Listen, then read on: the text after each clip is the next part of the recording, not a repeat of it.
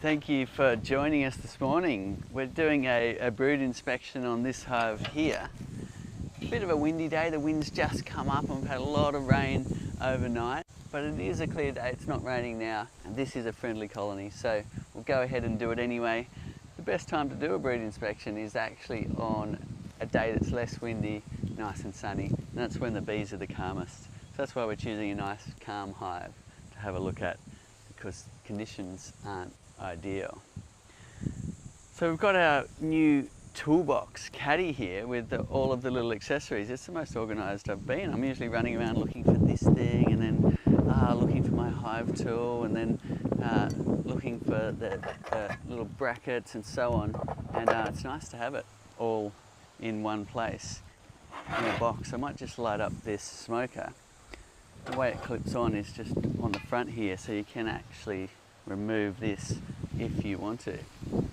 And there's a nice amount of space for your thumb here, so when you put it in and out, you can just grab it easily like that. So it's a handy little spot for the smoker. You can also put it inside if you want to. Now what I'm going to do is use some pine needles. Now these are dry pine needles, which is a nice and easy way to light your smoker. Now you don't need a big gas torch like this, but that's what we have, so we're going to light it up. Now, one of the mistakes people make when they start a smoker is they pack it a bit too early. What you want to see is some fire coming out of it first. Now, wear your gloves if you're new to this. You don't want to burn yourself. You want to get the fire going first. If you suddenly pack it full of fuel, what will happen is it'll just go out, and then gently put the next bit in, and that way you're off to a flying start with your smoker instead of having to relight it and relight it. Sometimes people use a bit of cardboard to start off, which can make it a bit easier as well. I tend to use just what I've got around. We've got some pine trees here, so I'm using these pine needles. So again, I'm not packing it too hard yet. I'm just adding a bit more and a bit more. It's very wet at the moment, so I'm not worried about fire danger, but if you are in a fire-prone area, please light it on a metal surface and follow any restrictions that might be in place. So again, I'm not stuffing it too full yet. I'm really letting it blow some good smoke and letting it catch on, because even now, if I really compress it down, what will happen is it'll go out. So there's some good tips on lighting a smoker. Keep puffing it, and now it's going really nicely. You could actually start adding something that had a bit more density to it. So if you had some bark from a tallowood tree or some dense kind of mulch to put in there, then what you'd find is it would go a lot longer. In this case, I'm just going to keep using the pine needles. Now, it's getting hot now, so I'm being careful and using my hive tool to push it down. Again, wear your gloves when you're doing this so you don't burn yourself. So now your smoker's going really good. We can close the lid. Now the lid is cool now because we haven't used it, but bear in mind that after you've been using it, this lid gets quite hot, and that's why it's got a ring on top. So good practice is to use your J-Hive tool to close your smoker also. So now it's going well. And what we're going to do is just add a little smoke to the front of the hive here. A couple of puffs right in here is all you need to do. And we will just leave the smoker somewhere where the bees will get the scent of it as they're returning. Next, make sure you protect yourself. Good thing to do in the beginning. New to beekeeping, wear a good bee suit, wear your gloves. No need to be some kind of bee hero. Okay. Now, here we go. Make sure your 3 zips are done up and the Velcro there. And away we go. So, next, got your J tool, and we're going to take the box apart. Now, it's a good idea to wait a minute or two. These are a calm hive, so I'm just going to get into it. waiting a minute or two is a great idea for the bees just to change mode into being calm bees. If you've got questions, put them in the comments below and we will answer them as we go. It's great to see people tuning in from all over the world. Let us know where you're tuning in from as well. Okay, now to lift this box off, this is the handle here. So if you're wondering where the handle is, that's it. It's a very nice, generous, useful handle. Best to lift in the long ways direction like this, because it's easier keeping the weight closer than lifting this way. But you can lift this way if you want to by using the window areas as your handle as well. So putting those pieces aside, we're just going to loosen up the super here. And let's have a look. So we might just go under the excluder. You can go under or over. Looks like it wants to stay behind. It's a case of just lifting this off. Now this is reasonably light as far as honey supers go. Not a whole lot of honey in there yet. I'm going to put it up on its end. The reason why I'm putting it on its end is so that any bees down in this area don't get squashed as I put the box down. Now it's important not to put it on its side because nectar will flow out, but keeping it in the plane of the honeycomb cells means the honey and nectar will stay in the cells. So you can tip it up on its end like that. Next we're going to, oh, there's a hive beetle. There's one there. I just gave it a little squash. So there's the small hive beetle. And they can be a pest in your hive, take over it when the colony's weak. So a good idea in humid times, if you've got a weak colony, to activate your pest management tray down here and put some oil or detergent and water in it to catch those pesky small hive beetles. Generally, strong colonies look after themselves, so just bear in mind that if they're weak, it's a good idea to catch some of those beetles. Any questions, put them in the comments and we'll get to answering those. Having a quick look for the queen on here, because she could be right here. We're right on top of the brood nest. She could be here. Can't see her, so I'm going to put this excluder just leaning up against the hive here so that those bees can walk in. If the queen was there, she could walk right into the hive. Now, good idea to give your smoker another puff every now and then, just to keep the smoker going. All good here, Seeds. I can see you looking at me. Just someone had said maybe your mic wasn't working when you move away from the camera, but I think we're all good. Okay, I've got you. Testing 1, 2. Is the microphone working? Here you go, I'll walk further away. Thank you for helping me. Give us the thumbs up if you can hear me way over here. Thumbs up if you can hear me. Okay, let's just have a quick look and make sure. It's no fun when the audio's not working. Still working? Good. Yep, okay, beauty. Okay. Now, next thing to do is to look at which frame we want to pull out first. But before we do that, what we might do is grab our shelf brackets. Now, this is actually super handy, having this little tool right here. So, the caddy comes with an extra little one of these, which is handy. I've got heaps of them around, but I can never find them when I want them. And this whole tool belt actually comes off the caddy and can connect onto your belt if you want to wear it like a belt as well. And that can be super useful for getting out in the field and doing your brood inspections. This little tray can slide along here to get to whatever's underneath it.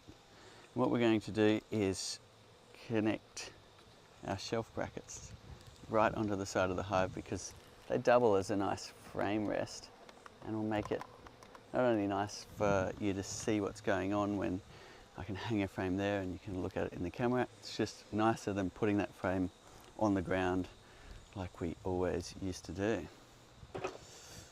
Okay. Next we'll choose a frame to pull out of the hive.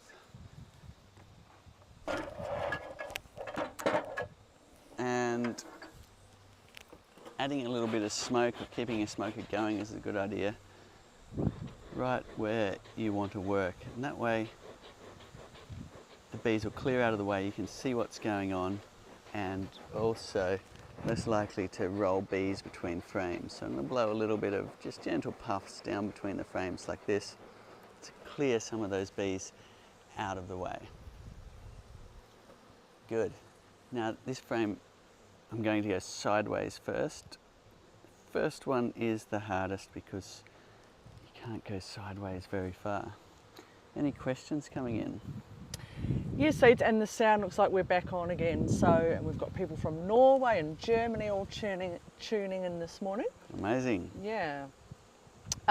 Beck's asking, just had some issues with chalk brood in the flow hive, and it was recommended to feed sugar syrup or banana. Just wondering, will the honey be banana flavoured? Now, I guess there's a potential if there was, because bees, you know, they've had blue and red honey coming in, they've tracked it down to a local M&M factory where they were getting the food colourings. So there's actually potential for them to use some of the sweet sugars out of the banana and put it in the cells, I suppose, but let us know if that's ever happened to you. Now, you might want to have a look at one of our live streams called Myth Busting. It's about chalk brood, and we did a couple of live streams to see whether the banana thing helped chalk brood. And we might put a link in the comments to those two videos, because what we found, and this is only a test of one here, is that it didn't make any difference. But let us know what happens to you. Obviously we need to test more than just one to know whether the banana thing actually helps with chalk brood. Feeding sugar will stimulate your colony to be a bit stronger if they haven't got enough resources, if they don't have enough nectar. But what I would recommend for chalk brood is actually changing the queen, and hopefully you get a more hygienic queen next time that will kick out the chalk brood before it propagates in the hive. Another thing you can do is cut out some of the old comb. So what you might like to do is shake all the bees off and chop out the frame. If you're using naturally drawn like this, you can just put it straight back in. If you're using foundation, you'll have to have some pre-prepared frames to put into the hive. The bees will redraw it, and that will lessen the pathogen load. So you might like to do it in a few stages where you take out some from the edge that don't have any brood in them at first and cycle those to the edge and so on. In a really bad case, you can actually dispose of all the comb, treat it like a swarm and give them a fresh start. But first of all, try moving your hive into the sun if it's not already. And then if that doesn't help your situation, you can try the banana thing. Let us know how it goes. Didn't work for me. But the next thing to do is replace the queen. So chalk brood is it's a spore that's around everywhere in the environment, so it's just unlucky if it takes hold in your hive. And the bees can get along fine with it often, but sometimes it's just too much and it really weakens the colony. Okay, I'm looking down these cells and I'm looking at this brood pattern, having a good look at it and looking for eggs down the bottom. I'm not seeing eggs, but I'm seeing plenty of brood, so it'd be interesting to go through and see if there's any more eggs. I might just shake these bees down like this. If you're trying to get bees off a frame, give it a good quick shake like this. And that way you can see a lot better. If you need to get the last ones off, then use a bee brush or a bit of foliage, whatever you like. The caddy comes with our new bee brush here, which we actually put a bit of effort into getting the right brush. We found that a lot of brushes we tested didn't do a good job of clearing the bees. They were too gentle and others were too rough. So this is about right, where you can brush the remaining bees off the frame like that, and it'll generally clear them. Okay. Here's a baby bee just about to emerge from its cell. You can see it just there. That's pretty cool. It's going to emerge into the hive as a fluffy new baby bee ready to take on its first chores. So, looking down the cells, can I see any bee eggs? And the answer is not on this frame. It's a surprise, you'd think there would be. Bearing in mind this is naturally drawn comb, they have connected it to the edges so I can actually tip it on its side now. But if it was fresh, you want to be careful not to do that. You want to do motions more like this so you're keeping it in its plane. That's a good tip. You see that little motion there? At no stage is it on its side. But I can do that with this one, but only once it's connected to the side wall here. We're seeing a bit of nectar, a bit of honey coming in, which is fantastic, bit of capping going on, so they are finding enough to keep them going. A few weeks back, there was nothing in these corners, so it's really good to see. Any more questions?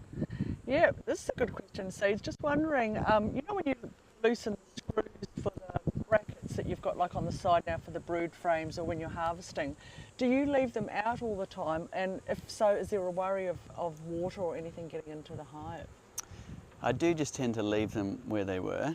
So it's nice because it's adjusted for next time and there's enough screws in the box to hold your hive together, and I haven't found any issues with water ingress from leaving a screw out like that.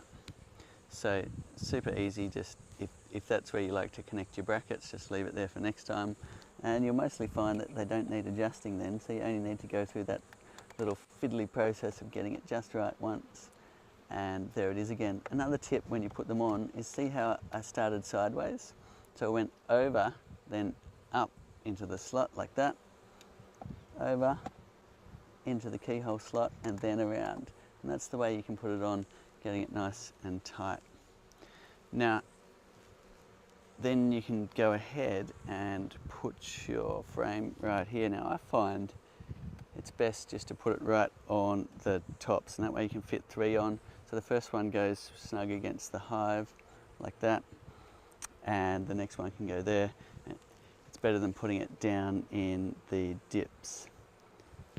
So there we go.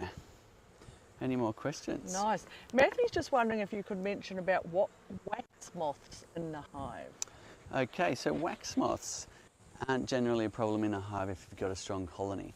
Wax moths are opportunistic moths who will use beeswax to make their kind of spiderwebby nests. Now, that they won't get in the hive and do that because the bees won't let them. So where they can be an issue is in your work shed where you've got a bunch of old frames lying around, or an old box full of comb or a bunch of foundation that those wax moths can get a hold of. They will actually sometimes even eat the wood away and things like that, so they can be a menace in your workshop, not really a problem in your hive.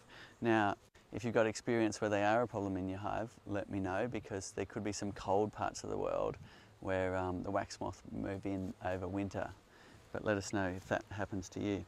In the tray down the bottom, you can get a bunch of wax falling through and wax moth using that area, but it's not inside the hive, so just clean out your tray once in a while to stop that one. Now I'm going to just chock up this smoker, good to do every now and then so it doesn't go out, just by adding a bit more to it. And you can do that with your hive tool so you don't burn yourself if your smoker is hot. Great. Any more questions? Right. Yeah, so Mike's asking, he's in Victoria, just wondering, there's no honey stores due to the weather in Victoria this year. Just wondering if they need to feed them now or should they wait and do it just before winter? Oh, that's a good question. So a bit of local knowledge wouldn't go astray, whether you're likely to get a autumn flow in your area. So ask around, my sister's down there, we could ask her. She's got hives just down at Summers. So what I would say is if you're concerned about your colony, then feeding it well prior to winter is a good idea. Feed it a thick syrup, so you're going 2 to 1 of sugar to water. Cook that up, let it cool, put it in any kind of feeder that you like, feed it to the bees, let them store some syrup in the frames, so at least they've got something to survive your long cold winter ahead. Here in the subtropics we don't need to worry about that because the winter actually has a good honey flow and we can harvest in the winter, so it depends where you are in the world. That's why local knowledge is important. Great. Now Chuck's tuned in again. G'day Chuck. Yeah, howdy Chuck, nice to see you there. Just saying, of course, they don't have hive beetles where he is because it's too hot and dry. And I know this has come up before, I don't know, Seeds, if we've tried it, with the saying that he'd heard that putting peppermint candies, hard lollies, can help try and keep the hive beetles out of your hive. Oh, let us know if you have experience with that. We have not tried peppermint lollies. If you have experience, let us know. What I've got on my hand is a fluffy new baby bee. Now, it has not used its wings yet. It's just emerged from one of the cells in the hive, and I can tell that by it's all covered in the little fur all over it, and it's lighter in colour. It's a little bit smaller, and its legs are light as well. So if you compare that to the other bees here, they're kind of brighter. They've got a darker thorax there where they've worn some of those hairs off. Their legs are darker, and so on. So this bee's just emerged and it's going, this is a weird world. What am I doing here on this mammal? We'll put you back in the hive and you can get to some of your first jobs. There we go.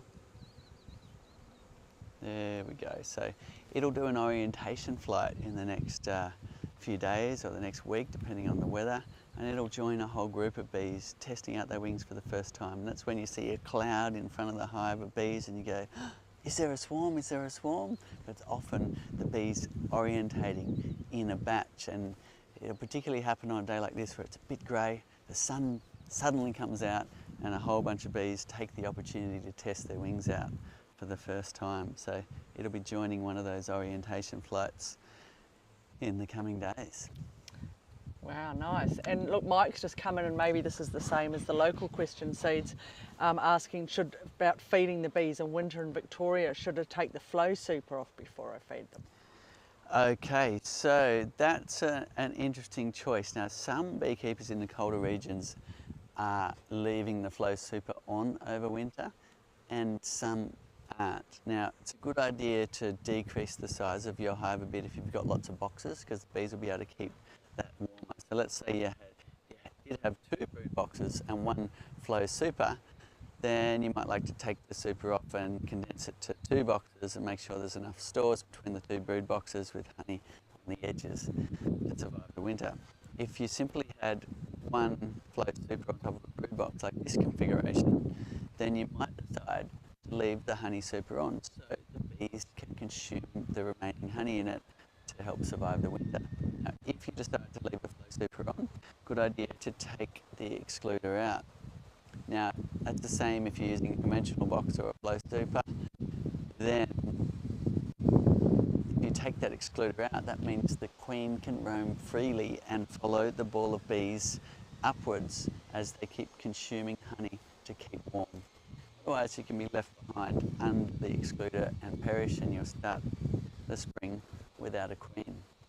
So that's a good tip there. If you do plan on leaving the flow super on, which you can do, then take that excluder out as the flowers stop and the days get cold. Okay. Thanks, Seed. Getting some great comments on the caddy. And people saying that they've already purchased one, but also just a couple of people saying, you know, what's actually in the caddy. I know we've got a lot of information on our website. Well, it doesn't come with this baby bee here. Look, here's another one. It's amazing. There's lots of baby bees emerging from the hive. Look at that. Super cute. Can hardly even walk yet. It's just strutting its first steps there. We might put that one back in the hive as well. So when I shook the bees off, we lost a few. lost a few babies because we're from the bay here, so they all get called babies. Okay. In the caddy, you've got this wax certified organic tool roll, which is made from a wax cotton, and actually the more you kind of use it, the more it starts to take on a really nice look, and it becomes a nice tool belt, because you can actually take this right off with these little clips here at the back. Now note, there's a spot to keep your flow key right behind, and we can either take that out, or we can even store it right through the logo here, like that, if we want to store it in a different spot. But basically, you've got two click points here that allow you to take the tool belt right off, like that, and then it can become that really nice tool belt like that. You can connect onto your own belt. And to click it back on, it's quite a simple process too, because you can just put it over like this, and there's two hexagon holes here, and click one side and click the other, and then you have it back in position. So in here you'll find you've got our new Flowhive J tool. You've got another one of these L screws. If you've lost it or can't find it, it's always handy to have another L tool, assembly tool for your Flowhive. Then we've got the little book here, which is specifically designed for Flowhive beekeeping, so that you can keep notes on your brood inspections and also your harvest. So here you can write the date and location, your apiary, because often you forget what's actually happened. Like, you think you'll remember, but when you come back you go, oh, what actually happened in that hive, especially if you've got a number of hives. So you've got brood pattern, population, temperament, and you've got the things you might have seen in the hive, like eggs or larvae. So I haven't seen any eggs yet, but I've definitely seen larvae. I haven't seen any drone brood yet. I did see nectar and stored honey. And we'll have a look for bee bread. Now, someone talked about chalk brood earlier, so if you saw chalk brood in that hive, you might like to take a note, because you might come back and wonder, now which hive was it that I saw the chalk brood in? So just make it a little bit easier with some tick boxes for you here. Swarm cells, emergency cells, supersedure cells, all of these things you can take notes of. And then across here, you've got, you can have a look in the flow frames. In these flow frames, they're empty, so they haven't started filling these ones yet. This is a swarm we caught, and it is waiting for a good nectar flow in order to fill the flow super. So I won't mark in any of them, and we're not harvesting, and so on. So useful little beekeeping book here that fits in your pocket, or fits right in here, specifically designed for your Flowhive beekeeping. Also comes with this tray here, and the tray has these queen clips, which double as a nice hair clip as well for the ladies. But they can be super handy if you need to temporarily hold the queen while you're doing something. So that's getting a bit more advanced, but it's nice to have these tools around as your beekeeping journey in here. So this is designed so that you can take it out and wash it after you've been harvesting your hive. And if you happen to put some sticky things in here, then it's easy to take back to that kitchen and wash it. So it also comes with these little honey drizzlers if you want to impress your friends with your fancy cheese platter and honey. These are always a nice little touch, a nice little gift as well. So they go in the box like that. And then you've got your smoker holder. If you want to have a look at exactly what every link below, but it's basically a handy toolbox for you to keep everything organised all in one place instead of being in little cardboard boxes and things around like it used to be. It's all here in this box, and you can use it for harvesting honey. This is sized so that your jars can actually fit underneath it. If you see the standard kind of 300ml jars we use, they will fit all in the bottom of the hive here. It comes assembled and it's made from aluminium, so it's nice and light there. If you want to take the smoker holder off, you can, if you'd rather keep your smoker in a different way. Okay, back to our brood inspection.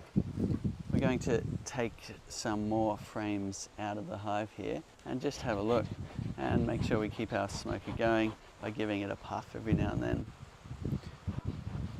Now let's see if we can see some of those things that we were looking at in the book just then. See if we can see some brood and eggs and the J tool again. Let's go across sideways. And now it's a lot easier because we can go well sideways, clear of the bees, and then straight up. So we can speed up our brood inspection now. So I'm having a look at this frame here to see what we have down the cells. Now sometimes you really need to get the frame in the right light. So down in the bottom of these cells, I am seeing little bee eggs, so that's fantastic. We can tick that box in our little book. And we know we have a queen that's functioning and laying. So this hive is looking nice and healthy. We can tell that a little low on nectar at the moment, but that's okay. We'll wait for some more things to flower. Any more questions? Yes, Seeds. Stuart's asking, if you take the excluder off through winter, how does it go when you're putting it back on for the next season when you're ready to harvest?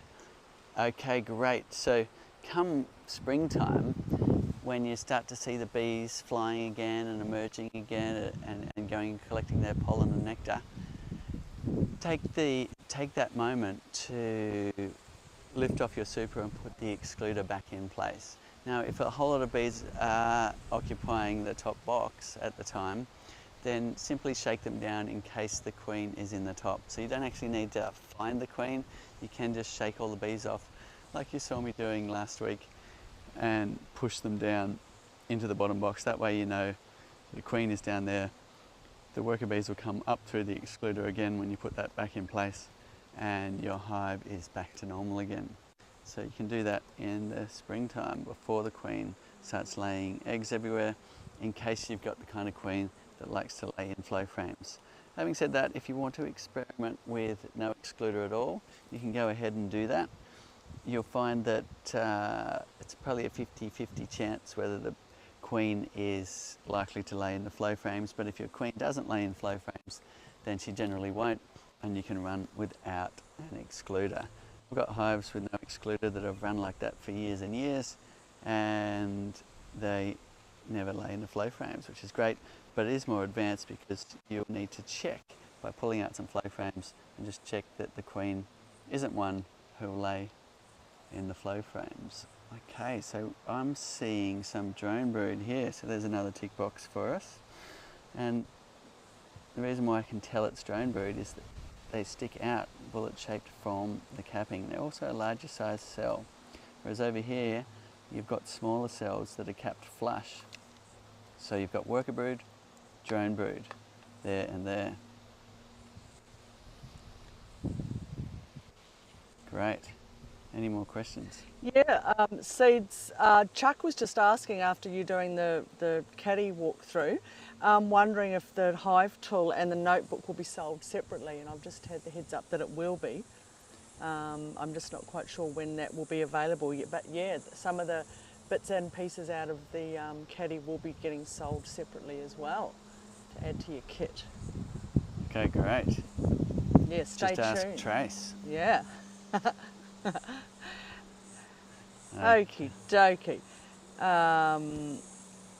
Oh, people want to know if they can come and have a look at our bee farm. Okay, well, you can drop in here if you happen to be in the neighbourhood, but generally there is some hives around also down at the farm in Byron Bay you can have a look at, and also at Eden at Byron. So there's a few places around you can come and have a look at the flow hives if you want to see one in person. Okay, pulling out another frame of brood, and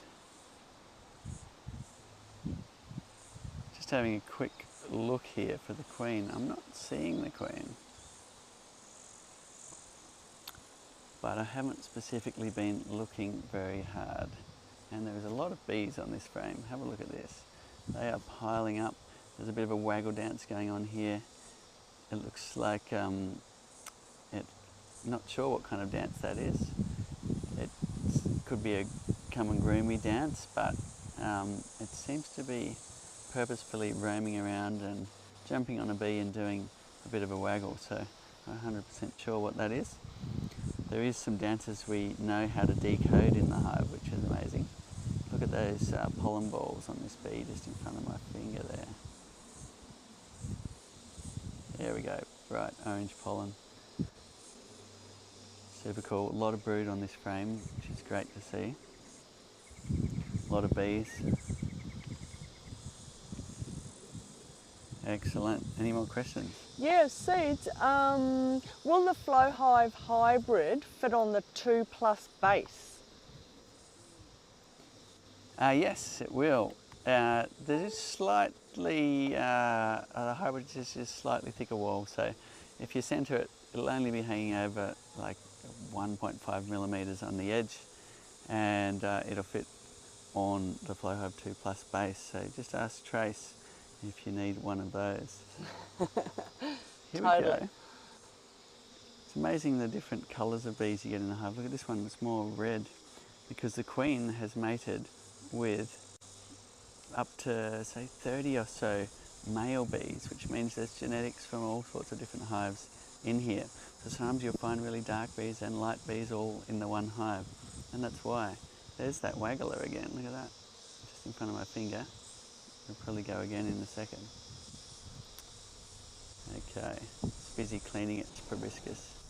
It's very cool just to watch in on the bee world. Like, it's just amazing to be able to do that, really. To be able to stare in at this amazing kind of, I don't know what you call it, but it's kind of a group consciousness of the way a hive works. It's almost like one organism that can spread itself out over a 6-mile radius and then pull itself back in again. Somehow they're able to make decisions in the hive in the dark amongst 50,000 bees just by doing their dances, and also by pheromones. So it never ceases to amaze me the way that bees can communicate. I hope over time humans can learn to understand more and more by really observing the bees. Beautiful. See, to Leanne in Queensland, southeast Queensland, just saying getting some wax moths, the hive was going really, really well, but also on top of that has two hives, and they both swarmed last week in southeast Queensland. Okay, some late swarms and some wax moth. Okay, Yeah. so late swarms are unusual, but they do happen. So you must have had quite a strong hive and also swarmy genetics to do that. So sometimes if you're having trouble with bees swarming when you really wish they wouldn't because they hadn't even filled up the super yet, the thing to do is actually replace the queen with some known genetics. And it really does make a marked difference. We actually had very swarmy genetics here in the office for us. And at home, I have a couple of hives that keep swarming multiple times. It might be a good idea to change the queen, get some genetics in there that are less likely to swarm.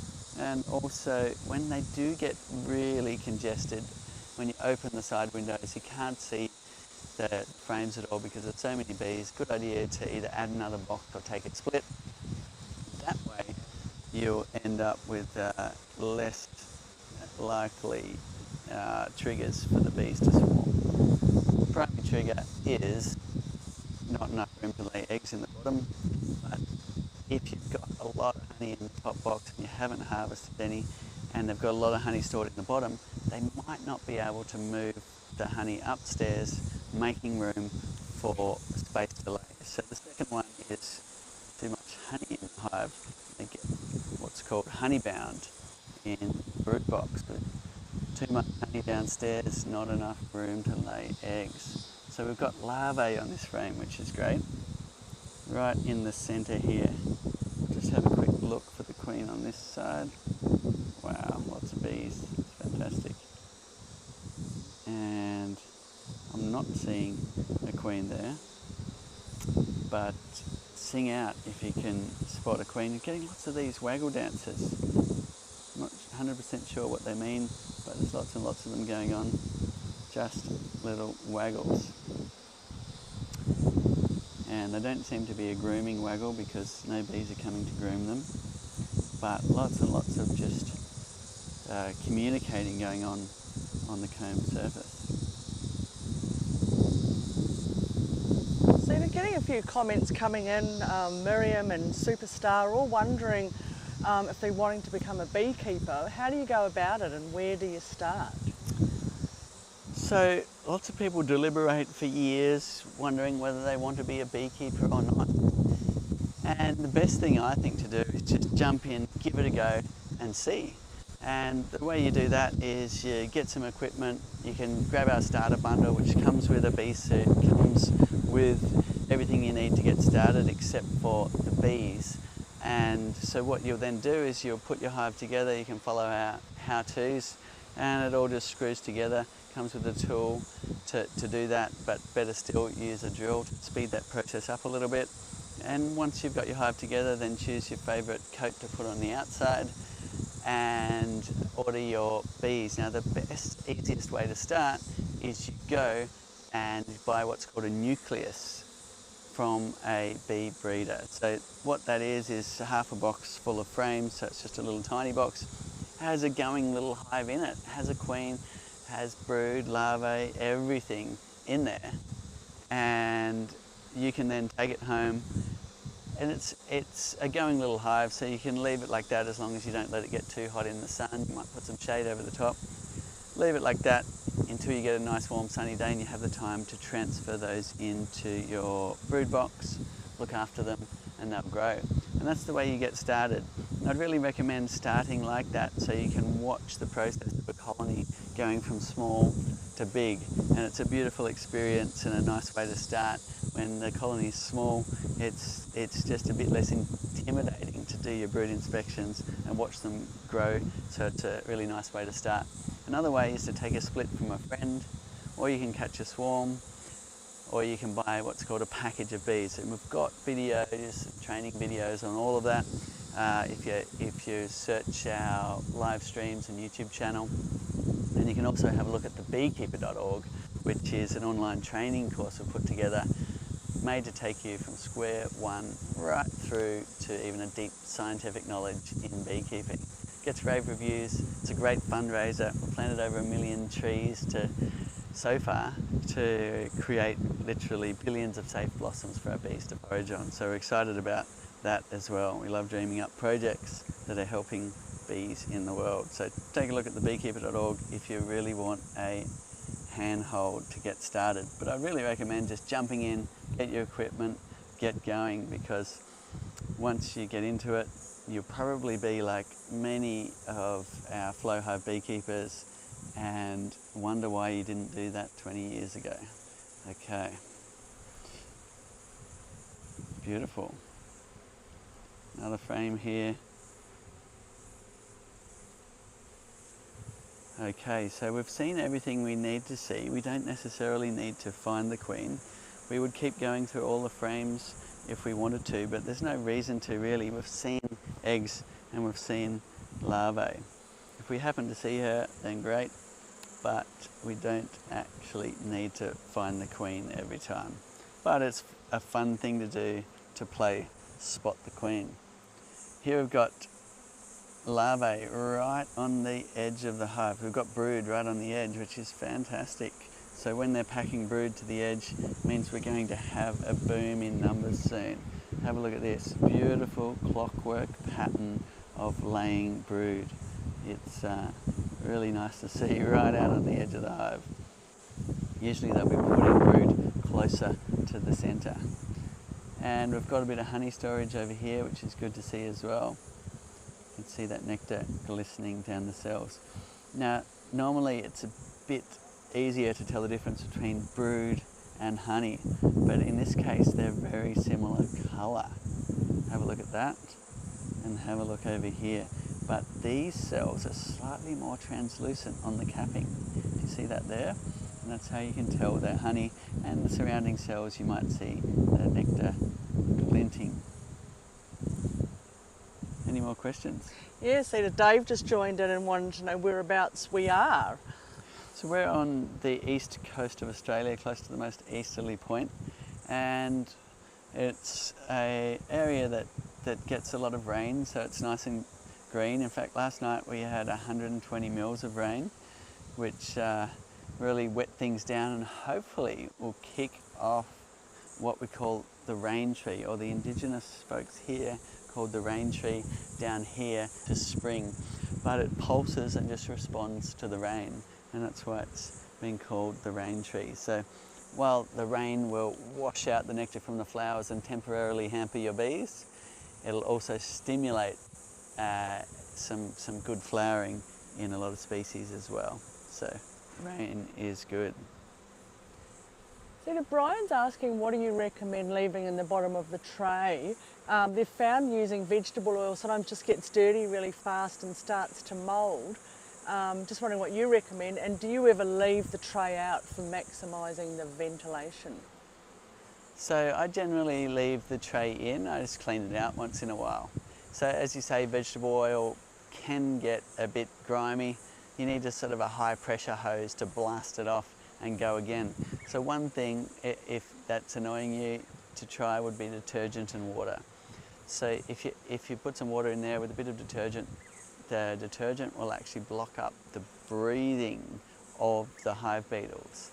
So, and it will also kill bees as well. So just like oil, you want to make sure bees aren't getting into that area. Make sure this door at the back here is firmly pressed in against the tray to stop any bees getting up into that area, and these L screws screwed down nice and firm to hold it in place. But try that. I probably wouldn't do it in the winter time because it might increase condensation, but you could try that in the warmer times. Some detergent and water, super easy to wash out because the detergent will break up the leftover grease from the oil you've been putting in. Right. And what sort of bees have you got here in this hive, and what is your main type of honeybee that you have here at Flow Hive? So the main type is the Italian. So these are Apis mellifera, the European honeybee that we've dragged all around the world with us wherever humans have gone with their agriculture, because they're such extreme pollinators. A hive like this could pollinate 50 million flowers a day, which is just insane. And these bees are one of the most common types really, the Italians, and they're recognisable from their light colour. But you've also got all sorts of bees. The Caucasians are the dark ones. You've got Canolians, and often in a hive you'll have a mixture of different bees as well. As I was saying earlier, the queen could mate with up to 30 different drones from other hives, and you bring those genetics into your hive. So while I say they're Italians, they're also a bit of a mix as well. But that's a common one that beekeepers are breeding, but bee breeders will have their favourites. Caucasians are said to forage a little bit further when times are scarce and be better at throttling themselves to the nectar flow, whereas Italians are known for being nice and gentle and productive bees. So you've got different traits that come through as well. Right. See, the woman Leanne who asked before about her hive swarming in southeast Queensland, she's just come back and was thanks so much for that advice. Maybe there was too much honey in her hive, but also wondering, what do you think? Are swarms an environmental hazard? Like, is that not very good beekeeping management?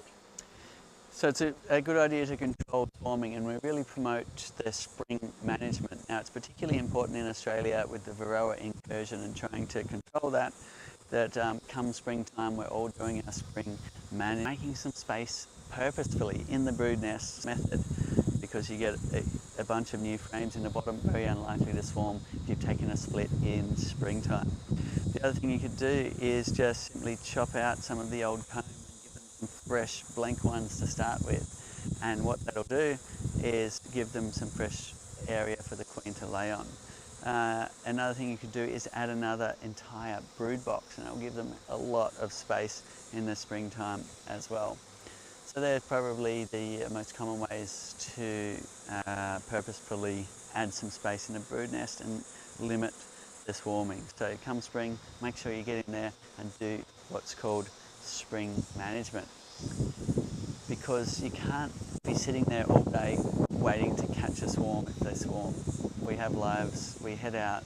I know some of you sit there all day watching your bees, but most of us can't. And and even then, if you do see them swarm, sometimes they go too high in a tree where they're hard to get. So, good idea to take your splits in spring, get ahead of the curve, and if you don't want another hive, somebody else surely will, and that will stop your hive from swarming. Another thing you can do if you actually don't want to get in there and take the split yourself is you can post online, and somebody will love to come and take a split from your hive so they can start as a beekeeper. They'll be helping you with your spring management, and you'll be helping them by getting them started in beekeeping as well. Lots of videos, beekeeper.org and on our YouTube channel, showing you how to do your hive kits. Donna's asking, Cedar, how do you keep ants out of the hive? Okay, so ants can be bothersome to us humans, where we don't like to see them behind the window covers here or under the roof where they try and get in. So we do have these ant guards here, and they're designed to create a barrier. So what you do is you lift up that lid by screwing it like that, screwing that one down, and what you can see actually in there is these have self-filled with the rain last night, because we had 120 mils of rain, and that'll be a barrier already, so ants won't be able to walk past the water in there. But the water won't stay around, so you're better off using oil or grease, like a white grease, and you can put that under here as well, Vaseline, and that will limit the traffic of ants up onto the hive. Now, it won't change a whole lot unless you clear the ants out from under the roof, behind the key access cover, and behind the windows. Do that a couple of times, brush them all away, fill your things with oil or grease, make sure there's no foliage touching the hive, and your problem will go away till next time. And usually it comes and goes. Rainy weather will particularly promote ants to come up out of the ground and move to drier homes, and that's when you'll probably find them moving up into the areas in the roof and behind the window covers. They're actually not a problem for the bees. A colony will keep them right out of the hive. They're really good at keeping ants out. They're just a cosmetic issue for us. But nevertheless, that's what those ant guards are designed to do, is to limit the ant traffic. Another thing you can do is throw a bit of cinnamon powder behind your windows as a deterrent as well, and that can work nicely as well. But it's a little bit of persistence to get them to move out of those areas. Cedar, Dan's wondering, what can be done to free up your brood box for more egg laying if it's honey bound? So if it's honey bound, there's a few things you could do. And one is harvest some honey from your flow super, and they will actually move the honey up themselves to make some room. If you want to speed up that process, you can get in here and take some of the honey out from the edges. So if your hive brood box is honey bound, you'll have frames of honey on the edge, maybe multiple frames of honey on the edge, and not enough room for the queen to lay eggs. So you could get in there and take some of those honey frames away. If they're naturally drawn combs, you can just cut the comb out like you've seen us do, right onto a nice tray, take that away, enjoy that with your friends, and put the frame straight back in again. So the bees will quickly create more comb and have room for the queen to lay eggs. Another thing you could do is add another brood box or add another flow super. So there's a few options there. If you've got so much honey in the bottom, there's nowhere for the queen to lay. Beautiful. So to Joe and Jeff from Grafton, which is just down the road, just wondering, is it absolutely necessary to put the brood frames back in the same order after doing an inspection? No, it's not, and often we purposefully move them around. Let's say we wanted to cycle out some old dark ones to the edge so that the brood could emerge, and then we could cycle out those frames. So there's a lot more brood on this frame as well, so lots of brood in here. But the thing to remember about it is all we're trying to do when we put them back in the same order is stop comb from touching each other. So if there's a bulge out here and a bulge out on that one, and we press them close together, then the bees won't be able to service that area. If you've got hive beetles in your area, they could move in, lay eggs in that area, and the bees won't be able to stop them, and then you've got an issue where that area is starting to turn into a hive beetle slime nest instead of larvae or honey. So that's not a good thing. So that's the reason why we try and put them back in the same order. But if you can't put them in the same order, or there's a reason not to, then all you do is look down between the frames like this and make sure there is space. Now you probably need to shake the bees off to do that, and or blow some smoke down there. Just make sure you can see how this is protruding here. Make sure there's not another part on the other frame protruding and touching it when you put the frames together. So that's all we really need to do. Good questions. Yeah, great questions. Here's another one from Joy. Joy's asking, they had a swarm of, not quite sure where Joy is, swarm a few days ago into a new hive, but now the original hive looks like it's being invaded by hive beetles. Yeah, and they're fighting really hard. Just wondering what else they could maybe do. So it depends how advanced the hive beetle issue is. So let's say you've just seen a whole lot of beetles in the hive and your colony is weak. If that's the case, then simply get in here and activate your hive beetle trap. Start trapping some of the beetles. Give them a hand at controlling the beetle numbers. Now, if it's later stage than that and you fear you're going to lose the colony because you're getting slimy patches on the comb, you're getting maggots falling down into the tray here, then what you're going to need to do is a bit of an emergency to save that colony. So what you need to do is actually limit the amount of space in the hive that the hive beetles can roam on. To do that, what you need to do is just take honey frames and pollen away and reduce it down to just a few brood frames in the middle of the hive. So you can cut out the honey and pollen from the edges and just leave the ones with brood on it in the center. And depending on how extreme that is, will be how extreme you need to go. If it's all turning into a slime nest, cut it right back to just a single frame. And that's how you can save that colony, because the remaining bees can get on top of it, stop the hive beetles laying, but they can't get on top of it if they've got too many frames to work on. So that's a good tip there in controlling a hive beetle slime out. I've had success with pretty late stage hive beetle slime out by reducing it down to just a couple of frames, letting the colony build up naturally from there again. But if it's just lots of beetles around, then trap them in the bottom and your colony will get back on its feet. Make sure you've got a laying queen by looking for eggs and larvae, and they will build up again. So you're Okay. getting a few hive beetle questions today, Cedar. Another one from Kim in the South Burnett area, I'm not quite sure where that is. They have small hive beetle larvae in 2 of the 7 frames. The other 5 seem really clear. A, can they still use the honey without the small hive beetle? Can they harvest it? Or do they have to clean it out and throw away the entire 7 frames in the super? Oh, okay, so if it's getting up into the super, then it's pretty late stage. So do what I was just talking about, a bit of an emergency setup to save your colony. So you want to really reduce the amount of area the bees have to look after. And what you want to do is take those frames off and put them in the freezer. If you put them in the freezer for 3 days, all of the hive beetle larvae and eggs will die. You can then leave those frames in the freezer until they're ready to go back on, and the bees will sort it out and fix the frames up. Now, in terms of harvesting honey, don't do that if you've got a big hive beetle issue. You don't want to give them any more work to do. They are fighting to save their colony at that point.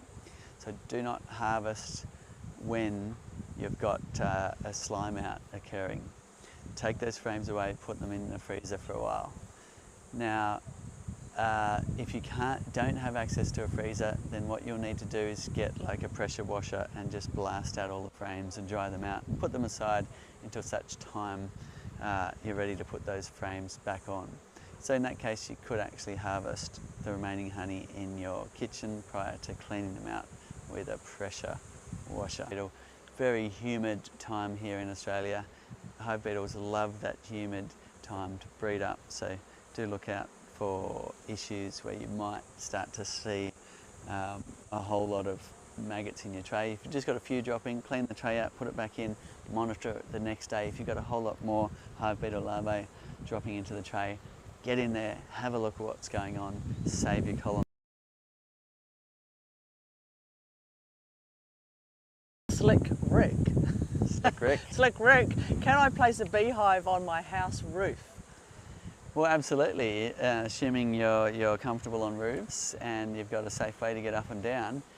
It is a heavy thing to get up there, so you might need a good way to get onto your roof, but it is common around the world to put hives on roofs. So rooftop beekeeping is common in the city, and it's also done in urban areas as well, because it's a nice area up out of the way where you can keep a hive or two. And I actually want to put some on the roof here, so we'll stay tuned for that. That'd be great. Cedar, Katerina was also asking, and actually I think you were about to do it then, how come you don't get stung on your hands? Okay, so these are very gentle bees, that's the only reason. Sometimes you've got an aggressive beehive, and by all means wear your gloves, especially if you're new to beekeeping. Wear your gloves, limit the stings, so it would just be a much more comfortable way to get started. As you get more experience, you can experiment with taking those gloves off, and you'll find you'll start to tune in on when hives are aggressive and when they're not, and you'll be able to take your gloves off. But as said, get comfortable first, start with baby steps, make sure you're wearing your gloves and your bee suit when you start out. But as you can see, these bees are nice and friendly. I've got my hand in here. They're not showing any signs of aggression. But we do have hives here that will sting you, and sometimes you get such aggressive traits that when even you walk past a hive, especially at the entrance side, you might get a bee going to sting you as well. If you've got genetics like that, good idea to get in there and replace the queen so you can get a nice calm hive like this. Such a joy to beekeep with calm bees. If that's too much of a job for you, then get an experienced beekeeper to come and help you replace that queen. Great. Cedar, John's asking if you control spiders around your hive. Any tips and tricks on that? So spiders don't generally cause too many issues, although they will catch a few bees in their web, and not that many when you consider that the queen can lay up to 2,000 eggs a day. So haven't really had any issues with spiders, but at home sometimes I get them under the roof here. So it depends what type of spiders they are. If they're, say, redbacks, for instance, they got a nasty bite to them. You know, if you've got them in your area, you might just like to use a stick first and clean the spider webs from under here. You don't really get that many here. I don't get spider webs here on the hill, but at home they do tend to move in under these areas. So you just get a stick like this and just go along, clean them off. That's all you need to do. Nice. Okay, let's start putting this back together now, and we've got time for a couple more questions. Okay, so we're slowly moving these across, and as we said earlier, oh, have a look at this. This is interesting. The bees have already decided there's enough space between these frames to start building comb. So they've built their scaffolding across the gap. See how they're holding arms and legs. That's their scaffolding as they start to prepare to build comb in that area. Super cool to see. And it's amazing, they're just hanging on, they're hanging on. Look, that one's got that down there. It's really neat. And that's the bees preparing to build their comb. And that's why we need to push the frames nice and close together, because we don't want random comb built between them or the whole thing becomes unserviceable. Cedar, what's the best season to start beekeeping? So springtime is when you get fast action. It's an exciting time. It's generally in the world when most things flower. So springtime is the exciting time to get ready for the spring. Start beekeeping any time of year pretty much will be the time to get started with your hive. All right. I'm going to squeeze a couple more in seeds. Felicia is asking, is the flow hive appropriate for a first-time beekeeper? Absolutely. Half of our beekeeping audience all around the world are brand new for you. You don't need any of the harvesting equipment like extractors and presses. You don't need to set up a room dedicated to harvesting to get started in beekeeping. And we've got starter bundles there for you as well to make sure you get all the things you need to get started. So Joe's asking a question, and I think I've got this right for you, Joe. Frame hive, but the bees are now only on 3 frames and it's approaching spring. Should I add all the 7 frames to my brood box, or should I... Say that once more. Yeah, I think maybe if I've got a 7-frame hive, so 10 brood frames. Yep. But it sounds to me like maybe they've only put 3 brood frames in the box and were wondering whether they should put the other 7 in or wait for those 3 to be full. Okay, right on point, that question. Always put all your frames in the box. Make sure it is full. Otherwise they'll build random comb and the whole thing becomes unserviceable, like they're already trying to do across here. You can see them festooning across here, holding hands and legs, building their scaffold, getting ready to create comb. So you'll end up always you space the frames nicely. The frame out earlier, this comb here was touching this comb over here. So I realised that that's not the spot for that frame, and I put it over here. I'm not 100% sure. I could have mixed the frame, turned them over as we were doing our show.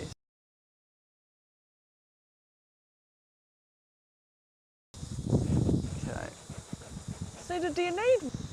So each hive needs its own queen, and you need to have a laying queen or the hive will not be able to replace any bees and your colony will die out. So 1 queen per hive. If you buy in a nuke or take a split from a beekeeper, if you buy in a nuke, it'll come with a queen. If you take a split, you can introduce your own one, which you can purchase. Or if you have eggs in that hive, your hive will often raise its own queen. So definitely need a laying queen in your hive for you to have a thriving colony. Now, some hives will actually have 2 queens. It's unusual for them to do it themselves, but some beekeepers will purposefully be setting up the hive to have multiple queens, but that requires more brood boxes on top, a couple of excluders, so the 2 queens can't actually get close to each other.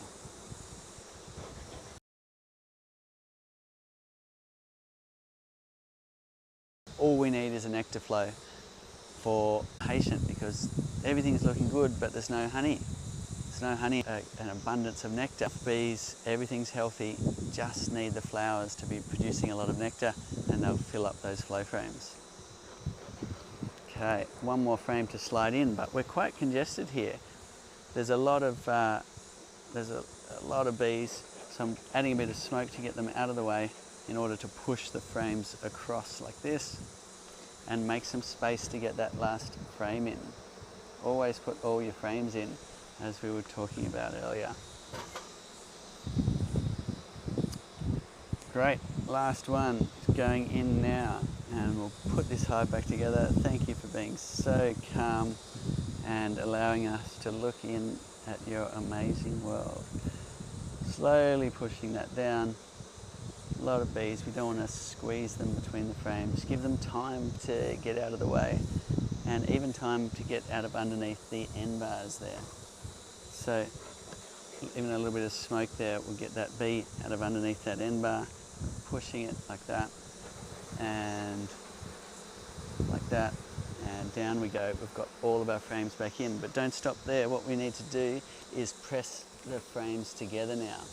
So you see that this frame is hard up against the edge. So what that means is we don't have the accurate spacing. There's all of these gaps between the frames. And what that means is we're more likely to get random comb built between them. So now we're going to lever the frames across, put the excess space on the edges, like that, and we are good to go. Now let's have a look at this side.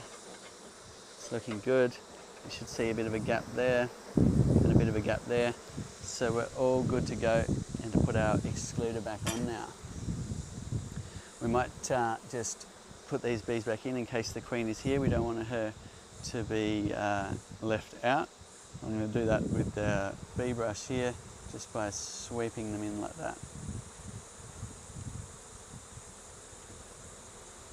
Okay, and then we're going to blow a little bit of smoke. And all of these ones, you can leave them on the outside really, because they will just walk around to the entrance. And if the queen is on the outside, she will find her way in.